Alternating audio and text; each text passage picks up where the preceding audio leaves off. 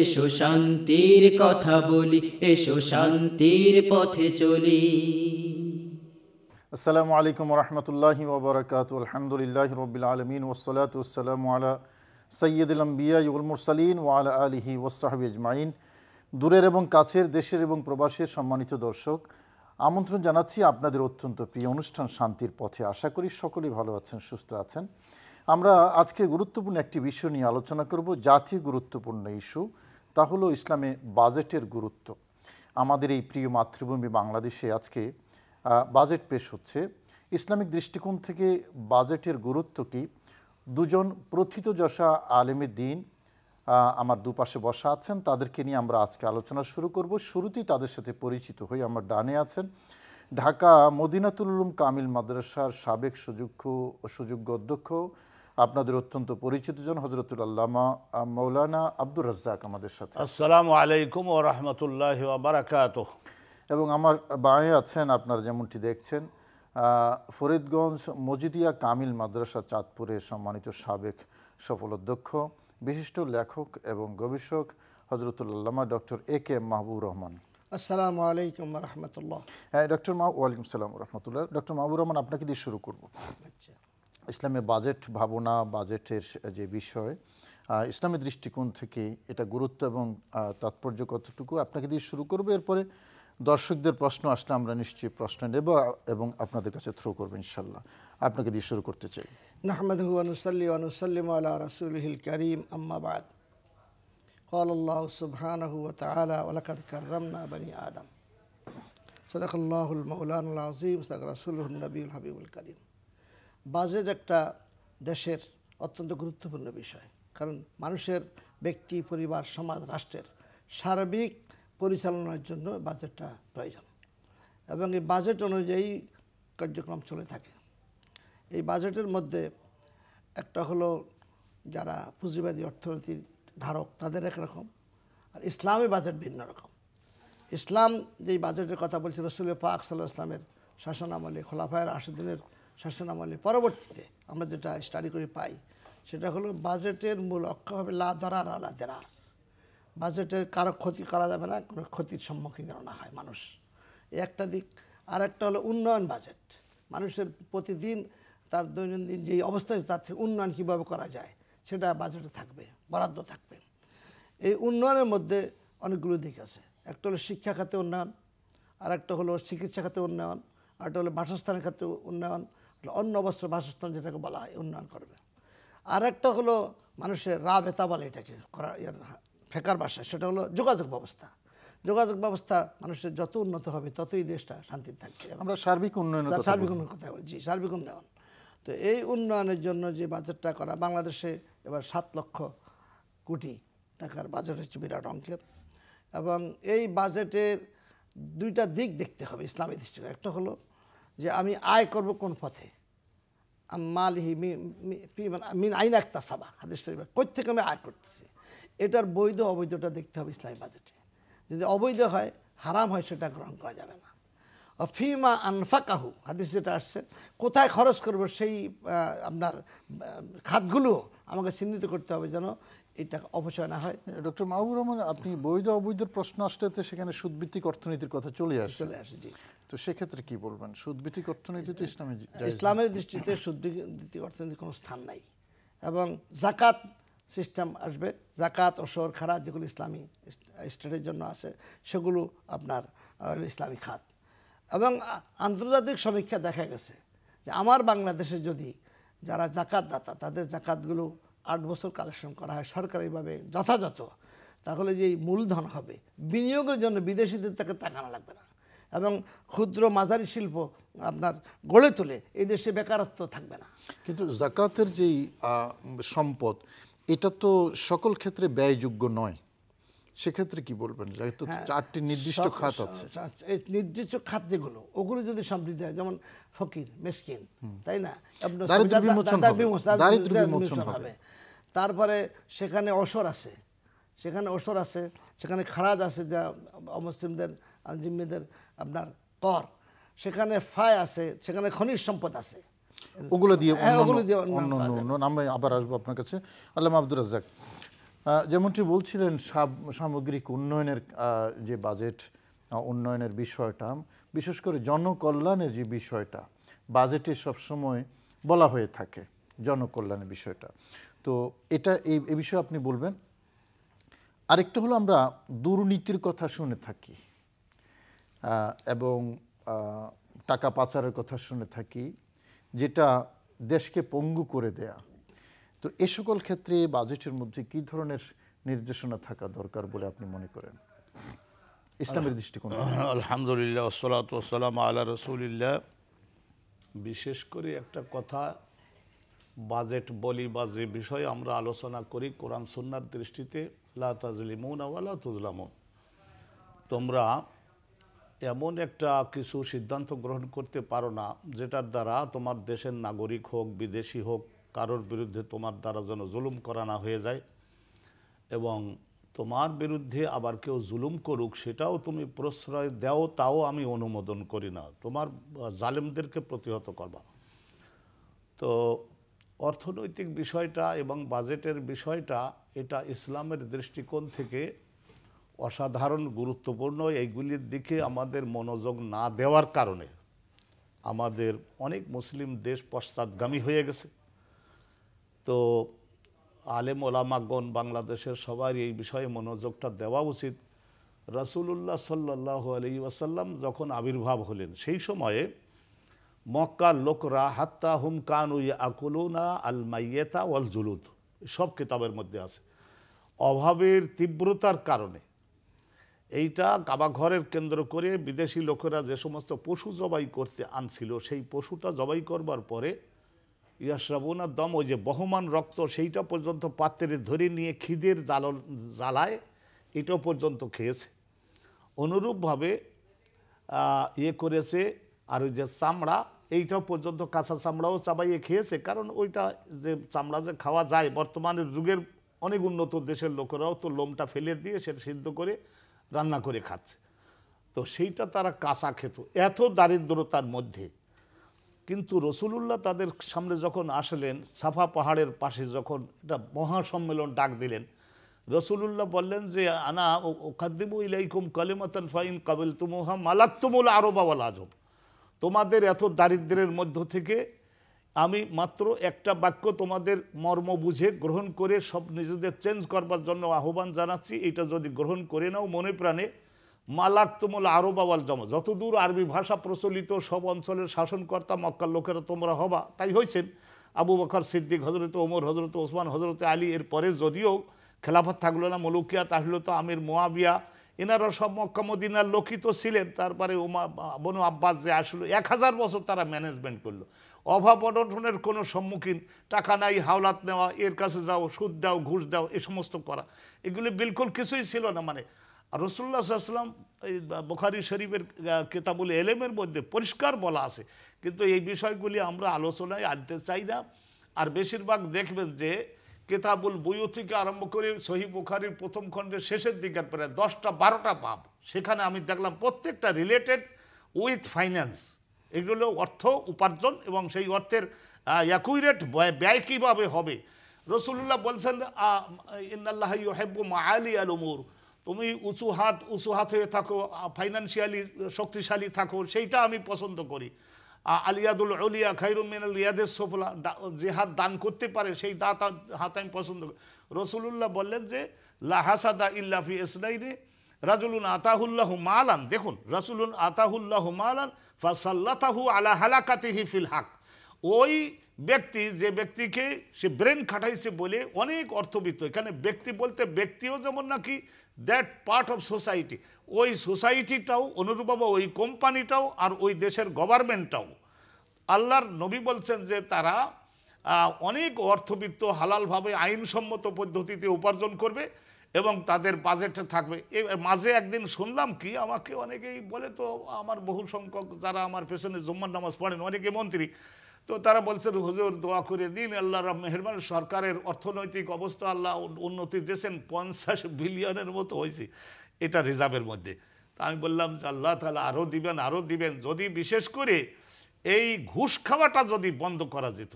আর এই যে আল্লাহ তো বৃষ্টি দিলেন, সেই বৃষ্টির মধ্য থেকে ওই যে জমির সীমানায় যে আইল দেওয়া থাকে না, ওই আইল ছিদ্র করে তারপরে পানিটা তো রাতের মধ্যে চুরি করে পাশের জমিওয়ালা নিয়ে যায়। এই যে সমস্ত ঘুষখোরগুলাকে যদি গভর্নমেন্ট ঠিকমতো দমন করতে পারত, আর আপনি যেটা বললেন যে টাকা পাচার, এই টাকা পাচার এটা তো ঘুষ খেয়ে যদি দেশে কিছু করে, একটা বিল্ডিং আরও বানায়, তো সেটাও তো উইদিন দি কান্ট্রি করেছে, কিন্তু এই টাকাটা যে বিদেশে নিয়ে গেল, এগুলিও যদি বন্ধ না করে তাইলে বাজেট আগামী 5 বছর আমি যে 7 লক্ষ কোটি টাকার বাজেট দিল 5 বছরে, এই কাজগুলি আমি করব, আয়ও করব, ব্যয়ও করব। এই তো নবী করিম সাল্লাল্লাহু আলাইহি সাল্লামের ওই যে কথা অনুপাতে এক তো হলো, আর কোরআন শরীফে আল্লাহ বলে দিয়েছেন লা তাজলিমুনা ওয়ালা তুজলামুন, তোমরা কারোর বিরুদ্ধে জুলুম করতে যেও না, আর তোমাদের বিরুদ্ধে কেউ জুলুম যদি করে সেইটাও তোমরা সহ্য করবা না, প্রতিরোধ করবা। তাহলে আর যদি ঠিক মতো আমাদের ডক্টর মাহবুব সাহেব 2-1টা বিষয়ে উনি সিগন্যাল দিয়েছেন যে আমাদের দেশে যদি ক্ষুদ্র শিল্প আর মধ্যম মানের যে সমস্ত শিল্প, খুব বেশি পুঁজি লাগে না, কিন্তু ওদেরকে যদি বিনিয়োগের মাধ্যমে যদি ঠিক কর্মক্ষেত্র যদি বাড়ানো যেত, তাহলে এখান থেকে সরকার রাজস্ব কিন্তু ঠিকমতো আদায় করতে পারে, কিন্তু ঠিকমতো রাজস্ব আদায় করতে পারে না।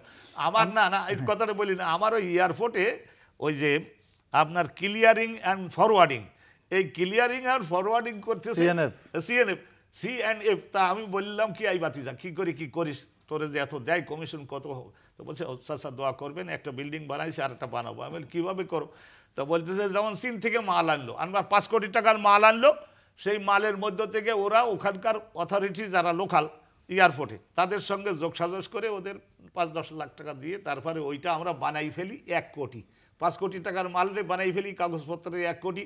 তো এখন সেই 1 কোটি টাকার রাজস্ব দেই। তা গভর্নমেন্টে গেলে 5 কোটি টাকা যদি হইতো, তাহলে গভর্নমেন্ট কি পরিমাণে আইনসম্মতভাবে পার্লামেন্ট পাস করা জিনিস, পার্লামেন্টের যে জিনিসটা জমহুর যেটা পাস করবে, দ্যাট ইজ ল। তো ওই অনুপাতে যদি এই রাজস্বগুলো আদায় করতে পারতো, বিদ্যুৎ বিল, পানির বিল, গ্যাসের বিল, এগুলি যদি আদায় করতে পারতো, আর জমি রেজিস্ট্রেশন থেকে শুরু করে আরও বিভিন্ন লক্ষ লক্ষ খাত আছে, সেখান থেকে বছরে এক একটা ব্যবসায়ী সেখান থেকে, তো অতএব আয় শুধু কেবল লোনের উপরে যদি গভর্নমেন্ট যায়, লোনের উপরে, তো লোন আপনি তো এগুলা কোনোটাও জায়েজ না জায়েজ বললেন না। এই যে 5 কোটিকে 1 কোটি করে ফেললো, জায়েজ না জায়েজ কিছু একটা বলেন কবিরা করে, আবার হারাম তো হারামই। ধন্যবাদ। শুনেন, গভর্নমেন্ট আবার আসছি আপনার কাছে, আবার আসবো সময় পেলে। ডক্টর মাহবুব রহমান, আমরা জনকল্যাণের কথা বলি, পাশাপাশি দ্রব্যমূল্যের বিষয়টা চলে আসে, বাজেট আলোচনা হলে দ্রব্যমূল্য চলে আসে। জনকল্যাণের একটা গুরুত্বপূর্ণ জায়গা হলো দ্রব্যমূল্য মানুষের ক্রয় ক্ষমতার ভেতরে রাখা।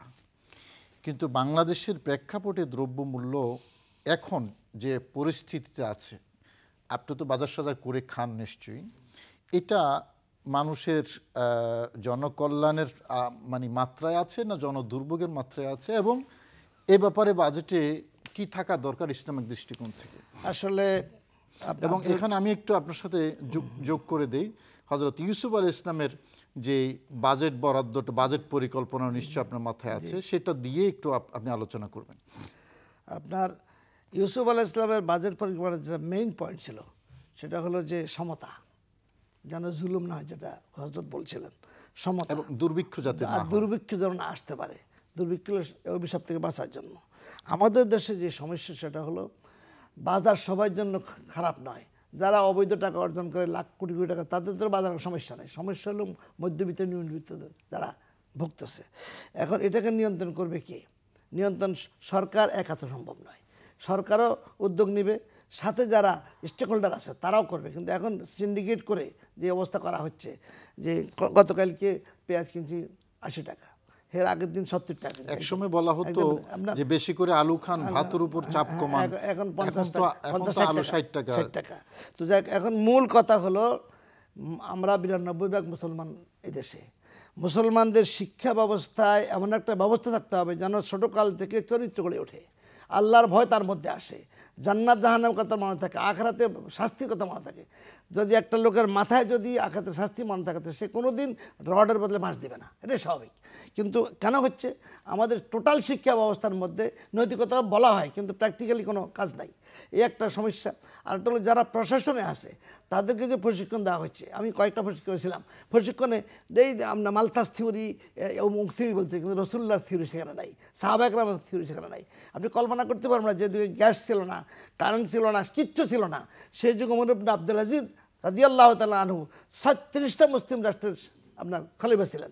সেই সময় তিনি জাকাতের মাল এত জমা হয়েছে, নেওয়ার মতো লোক নাই, 19 দিন ঢুল পেটাইলেন। তখনকার সময় কেউ আসে কিনা জাকাতের মাল নিতে, একজন আসে নাই। তো জিজ্ঞাসা কেন, এক ভাই মনে করছে আমি চলতেছি, আর ভাই নেই। 19 দিন ঢুল পিটানোর পরে এই মালগুলো রোমান সম্রাটকে অক্ষয় দিতে হয়েছে। তখন তো এত আয়ের ব্যবস্থা ছিল না, রেমিটেন্স ছিল না, এই যে এখন আমরা রেমিটেন্স পাচ্ছি, আমাদের রাজস্ব আয় যেগুলো ছিল না, তখন কিন্তু অবস্থা ছিল মুসলমানদের এত কম সোর্স থাকার পরও আজকে এখানে দুরবস্থা। আমাদের বাংলাদেশের অভাব নাই, অভাব হওয়ার কথা না, কিন্তু আমাদের হলো প্রশাসন চেষ্টা করে যাচ্ছে, চেষ্টা করে এমন না, কিন্তু প্রশাসন যে ব্যালেন্স রক্ষা এটা পারতেছে না। কারণ তার পার্টি যে দলীয় যে সমস্যা অনেক সময় হয়, যেই দলে আসুক দলীয় সমস্যার নেতৃবৃন্দরা একটা কন্ট্রোল করে। এখন যেখানে যেখানে আপনি দেখেন দুর্নীতি চলতেছে, এই দুর্নীতি কন্ট্রোল করা হতো তাহলে কিন্তু অর্ধেক কমে যেত। আপনার আজকে সুদ চলছে কেন, সুদ যে সুদি ব্যবস্থাটা যে আপনার কন্ট্রোল না করার কারণে এখন সুদে যে সুদ নিচ্ছে সে দিতে পারছে না, আবার তাকে সুদ চক্রবৃদ্ধি দিতে হচ্ছে, আবার দিতে পারছে, এইভাবে বাড়তে বাড়তে বাড়তে বাড়তে পরিবারটা শেষ হয়ে যাচ্ছে। অর্থাৎ কিছু সংখ্যক লোক সম্পদের মালিক হচ্ছে। এই সুদেই ব্যবস্থা যে দেশে চলে সেই দেশে শান্তি আসতে পারে না। ঘুষের যদি কন্ট্রোল করা না হয় তাহলে শান্তি আসতে পারে। কত কত হেকমতে যে ঘুষ নেওয়া হচ্ছে কল্পনা করতে পারবেন। এলসি খুলে সেখানে যা করা হচ্ছে, এবং এই যে বাজার ব্যবস্থা কাঁচামালের ব্যাপার বলুন, কাঁচামালও সেখানে সিন্ডিকেট এখন হয়েছে। কাঁচামাল আনতে হলে আপনার টাকা দিতে হবে, বিক্রি করে টাকা নিতে হবে। এই যে কোরবানি আসছে, কোরবানি সেখানেও আপনার এই 2 নম্বরই চলে। ইভেন কি এই দেশের যত ভালো কাজগুলো ছিল সবখানে প্রশাসন যদি কন্ট্রোল না করে, বিচার ব্যবস্থা না থাকে, সেটা কিন্তু এখানে যে বিষয়টি খুব বেশি গুরুত্বপূর্ণ, সাধারণ মানুষ বাজেটের এত জটিল সমীকরণ বুঝে না, বুঝে বাস ভাতে মাছে বাঙালি একটা কথা আছে, দুমুঠো ভাত খেতে পারলে তার হয়ে যায়।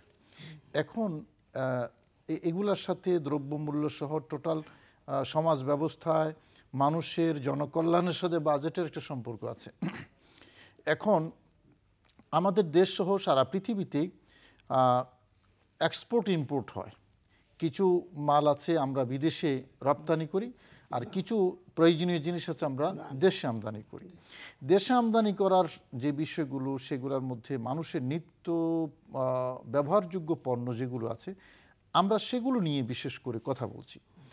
এখন এটা পার্শ্ববর্তী দেশ থেকে হোক আর দূরবর্তী দেশ থেকে হোক, ওখান থেকে এই পণ্যটা কিনে ক্যারিং খরচ এবং সব কিছু মিলে বাংলাদেশে আসতে এটার লাগছে 10 টাকা, কিন্তু সেই পণ্যটা আমরা পত্রপত্রিকায় এবং বাস্তবতা যারা দেশে বিদেশে আপনার যাতায়াত করে, আপনি যদি ইন্ডিয়াও যদি যান তাহলে সেখানে দেখবেন আলুর কেজি 20 টাকা, সে আলুটা বাংলাদেশে এসে 60 টাকা কিভাবে হয়? এটার জন্য তদারকি এবং এটা কি নিয়ন্ত্রণ, কারণ এটা এই 60 টাকা যেটা হচ্ছে যাচ্ছে এটা কিন্তু আলটিমেটলি 90% মানুষকে হিট করছে, অবশ্যই 10%ও কিন্তু সেই উচ্চবিত্তের মাত্রায় নাই। এখন এই জনদুর্ভোগটা যাতে না হয় নিশ্চয়ই এটার আইন আছে, বিধান আছে, যথাযথ কর্তৃপক্ষ আছে, বাজেটের মধ্যে সেই বিষয়গুলো ইন্ডিকেশন থাকা দরকার। আপনার এখানে খাজা আব্দুল্লাহ আনসারী রহমতুল্লাহ মানাজুল উসাই বিশ্ববিখ্যাত গ্রন্থ, তিনি 100টা স্টেজ দিয়েছে কোরআন থেকে। প্রথম আল ইয়াকজা, চেতনা, জাগরণ, যে আমি যে অন্যায় করতেছি এটা শাস্তি ভোগ করতে হবে, আর শাস্তি পাচ্ছে, দেখলে যে আমার ভাই শাস্তি পাচ্ছে তখন সে সতর্ক হচ্ছে। এখন বিচার ব্যবস্থা নাই এমন নয়, আমাদের দেশে বিচার ব্যবস্থা নাই, ফাঁসি হচ্ছে কিন্তু যেগুলি জনদুর্ভোগপূর্ণ সেখানে আপনার সেইভাবে অ্যাকশনটা নিতে পারছে না সরকার। এই দেশে কোনটা না পারবে? 4 লক্ষ মসজিদ যেখানে, যদি এটাকে প্ল্যান হয়তো যদি ইমাম সাহেবদেরকে সেভাবে করা হয়, তারা যদি মানুষের মানসিকতা সৃষ্টি করে, এই বাজেট হওয়ার আগে বিজ্ঞ আলেম থেকে বসা দরকার ছিল বা সরকারের, যে আমরা যে বাজেটটা দাঁড় করাচ্ছি এর মধ্যে অবৈধ কোনো কিছু আছে কিনা, শরীয়ত বিধি কিছু আছে কিনা, 90% মুসলমানের জন্য বাজেট, তা কিন্তু করা হচ্ছে না। এই জন্য যারা বাজেট বরাদ্দ করছেন তারা বিদেশি যেই সিস্টেম সে করতেছেন, আমার বাজেটটা খরচা করে বিজ্ঞ আলেমদের বসে যে এখানে কোন কোন খাত আছে যে খাতগুলো হারাম, কোন কোন খাত আছে যেগুলো অনুৎপাদনকারী, কোন কোন খাত আছে যেটা উন্নয়ন করা যায়, কি কি করা যায়, এদেশে বিজ্ঞ আলেমরা কিন্তু সে শাসন দিতে পারে। এবং আলেমদের নেতৃত্বে যদি একটা বোর্ড থাকে, সেই বোর্ড যদি সারা দেশের মসজিদগুলো মাদ্রাসাগুলো সব যদি আপনার এই বাজেট নিয়ে কথা বলে যে এই কারণে মুদ্রাস্ফীতি বাড়বে, এটা স্বাভাবিক, বাড়বে, এটাকে স্বাভাবিক পর্যায়ে রাখতে হবে। তা রাখবি কি করে, সেটা তো পলিসি লাগবে, একটা সমন্বয় থাকতে হবে। এখন যদি আপনার ব্যাংকের টাকাগুলি পাচার হয়ে যায়, ব্যাংকে এক একজন লোন নিয়ে দেউলি হচ্ছে, হাজার হাজার কোটি দেউলি হচ্ছে, উনি আর কিছু নাই, তারপর কদিন পরে দেখা যায় উনি 3টা ফ্যাক্টরি উঠেছেন, এগুলো কে কন্ট্রোল করবে? জি ধন্যবাদ। আল্লামা আব্দুর রাজ্জাক, একটা গুরুত্বপূর্ণ কথা বললেন ডক্টর মাহবুর রহমান, শিক্ষা।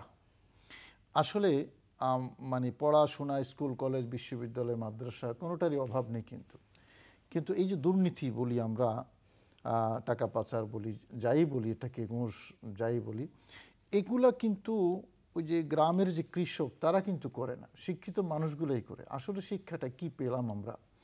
শিক্ষিত মানুষ যদি এই কাজটা করে তাহলে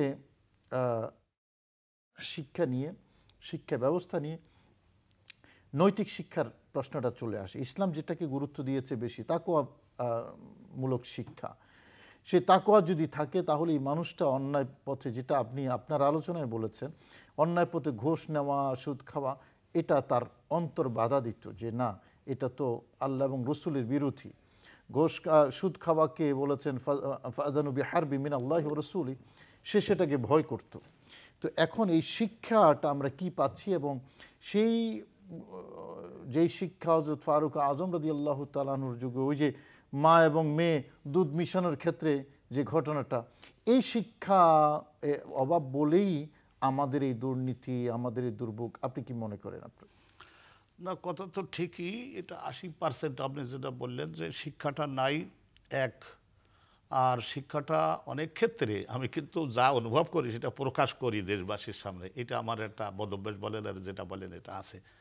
অনেক সময় দেখা গেল যে সৌদি আরবের থেকে শিক্ষিত একজন ব্যক্তি এবং বাংলাদেশের থেকে বিশ্ববিদ্যালয়ের ডিগ্রি, মাদ্রাসা বোর্ডের ডিগ্রি সবই আছে, তার একটা জায়গায় নিয়োগ দিতে দেওয়া, দায়িত্ব দেওয়া গেল, ভালো ক্ষমতা প্রধানমন্ত্রী দিলেন।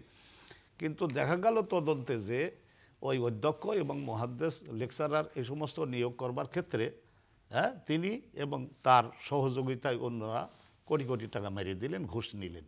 তাহলে আমি এখন দুশ্চিন্তায় পড়ে গেছি যে তাহলে এই প্রধানমন্ত্রীর 1 লাখের দোষ দিয়ে কি করব? হয়তো তিনি লোক বাছাইয়ের ক্ষেত্রে ভুল করেছেন, বা তার কাছে রিপোর্ট যারা এনেছে তদবিরবাজ, ও সমস্ত তদবিরবাজ লোকরা তারাও সামথিং আর্নিং নিয়ে তারপরে এটা করেছেন। তা যেটা বলেছেন আপনি, দুর্নীতি যদি দমন না হয় তাহলে কিন্তু ওই লোনের ভিত্তিতে বাজেট হবে ঋণ, আর সে ঋণটা শোধ করবে কিনা এই দেশের ওই যে আপনি যেটা বললেন যে কৃষক, শ্রমিক, সাধারণ মানুষ যাদের একটু সীমিত উপার্জন, এর মধ্য দিয়ে সুখে শান্তিতে খাবে, পড়বে, ছেলেবেলে নিয়ে আনন্দে থাকবে, কিন্তু তাদের ঘাড়ে কিন্তু এই লোনটা চাপিয়ে দিতেছে। আর যেটা দ্রব্যমূল্য বৃদ্ধি, অনেক ক্ষেত্রে জিনিসপত্র যেটা, সেটা কিছু কিছু ভর্তুকি গভর্নমেন্ট আগামী বাজেটে অবশ্যই দিবেন, যেটা সাধারণ জনগণ ইউক্রেন যুদ্ধের কারণে, আর এখন যে ফিলিস্তিনের যুদ্ধ, ইউক্রেন যুদ্ধ, অনুরূপভাবে কিছুদিন আগে, বছর 2-3 আগে আজারবাইজান এবং আর্মেনিয়ার যে যুদ্ধ গেল, অনুরূপভাবে বিভিন্ন প্রকারের বৈশ্বিক যে সমস্ত হয় সেগুলির কারণে, আর এই যে আমাদের গেল না করোনা যে গেল, করোনার সময় তো বিদেশের মধ্যপ্রাচ্যের কয়েকটা দেশ তো এমনও বলেছিল যে আমাদের শুধু কোনো মূল্য দেওয়া লাগবে না, শুধু ক্যারিং চার্জটা তোমরা সকলে দিয়ে গ্যাসগুলা, জ্বালানি তেলগুলা তোমরা সকলে নিয়ে যাও। তো ওই সময় অবশ্য জাহাজ চলাচল নিষেধ করে দিল।